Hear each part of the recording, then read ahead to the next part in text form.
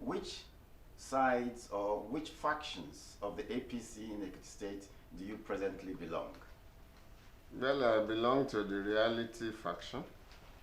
The reality faction that lets you know that it's difficult to move a mountain overnight, no matter how strong your faith is.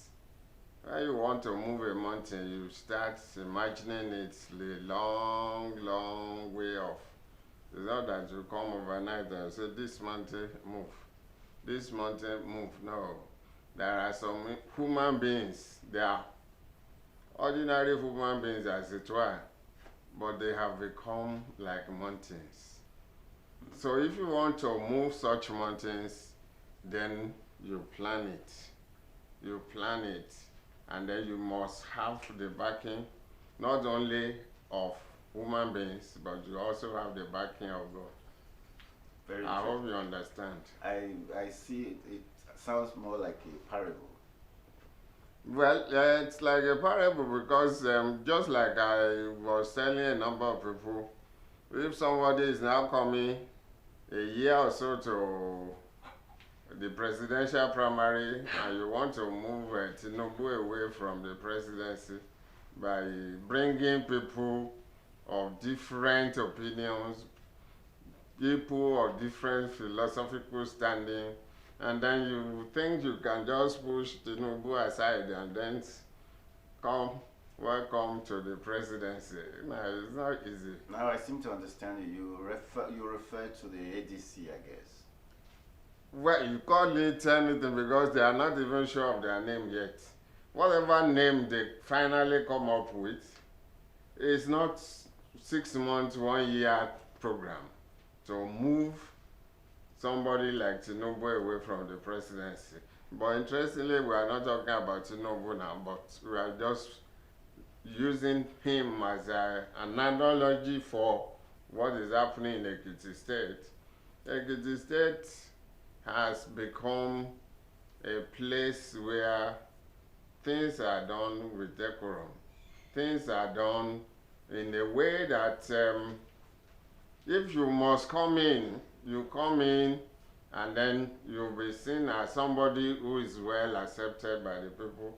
I'm not saying that it is impossible to beat an equivalent governor in the same party, but it is difficult.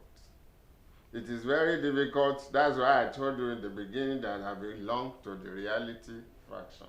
I love to face reality, whatever I'm doing. I'm not a theorist. I don't believe in hypothetical things. So the reality here means the governor, the incumbent governor, is not movable in 2026. No, that word is too strong. It's not, a doctor will never tell you never. And so I can never use the word never, not immovable. No, he's a human being. Anybody is movable, but it is difficult. It is difficult. Those who will do it, they will have long-term plan, not fire brigade approach. So you see other aspirants contesting against him at the moment towards the 2026 election within the APC as not being too realistic. Is that? They are not realistic. That's the thing. They are not real unless they have a joker. If they have a joker that they are not showing us yet, like every tactician will keep something behind so that when he now brings it out, everybody will say, we didn't know he has this kind of joker. Now, if they have a joker, they can beat him. But without that joker, it's not possible to beat him because what are we talking about actually next month is the primary of APC. Okay, Pastor Ajibade, you once said in this studio that the APC lacks internal democracy. Yes. What is the situation as at today? The situation as at today remains the same. But just like I said now, it's not a day job that a baby that is suffering from kwashiorkor and marasmus You want to now feed him today so that he will become bulky like a normal child. No, don't do it that way. For Jokombo Motoru. You don't come suddenly and then you want to introduce internal democracy suddenly, you want to do this suddenly, and then you are working towards a particular answer that is already known. The answer is so person. No, you don't do it that way. We should have been complaining. This interview you were referring to was over a year ago. I guess so. Now, if everybody in APC has been complaining since then that our party lacks internal democracy, let's do something about it, by now the whole thing will have been resolved and it will be possible for anybody to just come around and make your impact. That whoever is coming in now is going to just make an impact. That's the simple truth, unless there is a joker. Well, members of the party, some members of your party, the APC, are complaining about the entry of the former governor, Mr. Ayofawoshe, who was a leader of the PDP, into the APC, and it is said to be one of the major reasons for the disruption within the APC today in Ekiti State. What is your own attitude to this? As far as I know, ex-governor Ayofawoshe is not in APC, and he has said it many times. He even said never, which I don't believe in human beings saying. He said he will never join APC. He's not in APC as at this moment. So it is wrong to say that he's inside APC. No, I think but he has an influence. A relationship, his relationship. Yes, he has a relationship with the present governor of Ekiti State. And then the relationship, if it is working for him, and it is working for the governor very well, what we want is peace to reign in Ekiti State. And then we want to move forward. We don't want to stay on the same spot. Yep. But you said some people are complaining in the party. Some people are complaining in the party because they felt that Fayoshe has come with a giant bread to pick up all the stew in the pot, use his own bread to just swallow the stew and go away with it. They are only afraid of his status. That's the way I put it. You are not moved by that? I am never moved. He's not going to contest an election in APC. He doesn't want to be governor. He's not saying he wants to pick up the senatorial ticket of the Central.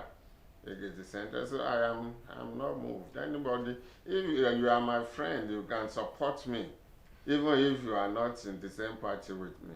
Okay, the fact that his followers from the PDP are given appointment within the APC government too doesn't bother you? No, it doesn't bother me. We have a state, one state. Even the federal government is trying to introduce a government of national unity, giving appointment to people from. No, it doesn't bother me at all. As long as those people are competent, it doesn't bother me at all.